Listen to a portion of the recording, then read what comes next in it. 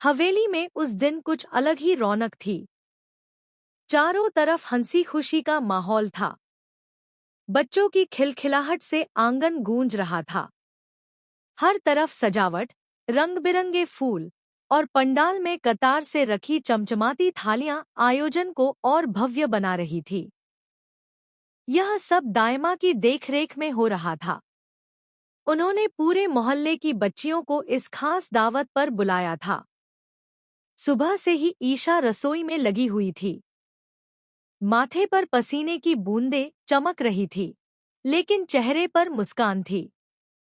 उसके हाथों में मानो भगवान की कृपा थी। वह बड़े मन से मिठाइयाँ और पकवान बना रही थी। बच्चों के लिए उसके दिल में दुआएं थीं। हर चम्मच में प्यार और हर पकवान में ममता घुली हुई थी।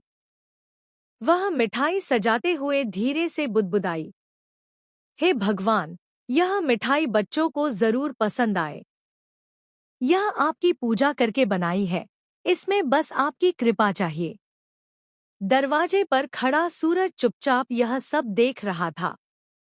उसकी आंखों में ईशा के लिए गर्व था। वह मुस्कुराकर बोला, ईशा, तुम्हारे हाथों का खाना सच में अनोखा होता है। आज तो बच्चे तुम्हारे दीवाने हो जाएंगे। ईशा हल्का सा शर्मा गई और धीरे से बोली, मुझे तो बस इतना चाहिए कि उनके चेहरे पर मुस्कान आ जाए। यही मेरी सबसे बड़ी खुशी है। इतने में दायमा अंदर आईं। उनकी आंखों में चालाकी और चेहरे पर तिरछी मुस्कान थी। उन्होंने ताने मारते हुए कहा, वाह, कितनी बड़ी देवी बन गई हो तुम। लेकिन याद रखना, इतने बच्चों को संभालना खेल नहीं है। जरा सी गलती हुई तो खानदान का नाम मिट्टी में मिल जाएगा। ईशा ने सिर झुका लिया और गंभीर स्वर में बोली, गलती की कोई गुंजाइश नहीं है दायमा जी। मेरे लिए बच्चे भगवान का रूप हैं। धीरे धीरे बच्चियां हवेली के आंगन में इकट्ठी होने लगी। उनकी खिलखिलाहट ने पूरे घर को चहका दिया। हर तरफ मासूम चेहरे, उत्सुक आंखें और मिठाइयों की खुशबू थी। सबको थालियां दी गईं और ईशा ने खुद अपने हाथों से खाना परोसना शुरू किया।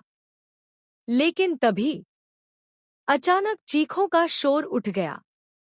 दो तीन बच्चियां अपनी थालियां गिराकर जमीन पर बेहोश होकर गिर पड़ी। पूरे आंगन में अफरातफरी मच गई। माताएं चिल्लाने लगी, हे भगवान, मेरी बच्ची, कोई कुछ करो। ईशा घबरा गई। वह दौड़कर बाकी बच्चों की थालियां छीनने लगी। कोई मत खाइए, इसमें कुछ गड़बड़ है। रुक जाइए सब लोग। यह देख सब हैरान रह गए। दायमा गुस्से से कांप उठी और चिल्लाईं, क्या बदतमीजी है ये? खानदान की बहू होकर बच्चों के मुंह से थालियां छीन रही हो। शर्म नहीं आती?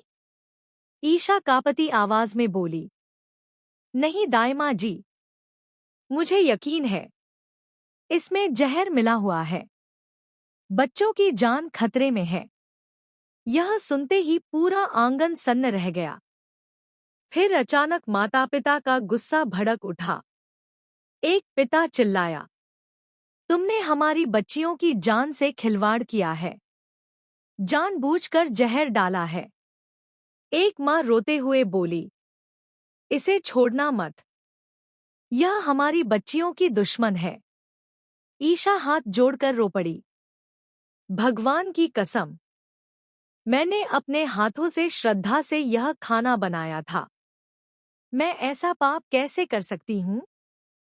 मुझे फंसाया जा रहा है। इसी बीच दरवाजे पर पुलिस की गाड़ियों का शोर गूंज उठा। इंस्पेक्टर अंदर आया। दायमा तुरंत उसके पास गई और बोली, इंस्पेक्टर साहब, यही है वह लड़की। इसने बच्चों को जहर दिया है। इसे तुरंत गिरफ्तार कर लीजिए। ईशा सन्न रह गई। सूरज गुस्से में आगे बढ़ा और बोला, रुकिए, आप ऐसे ही किसी को दोषी नहीं ठहरा सकते। ईशा निर्दोष है। लेकिन माता-पिता पुलिस पर दबाव डालने लगे। अगर हमारी बच्चियों को कुछ हुआ तो हम इसे मार डालेंगे।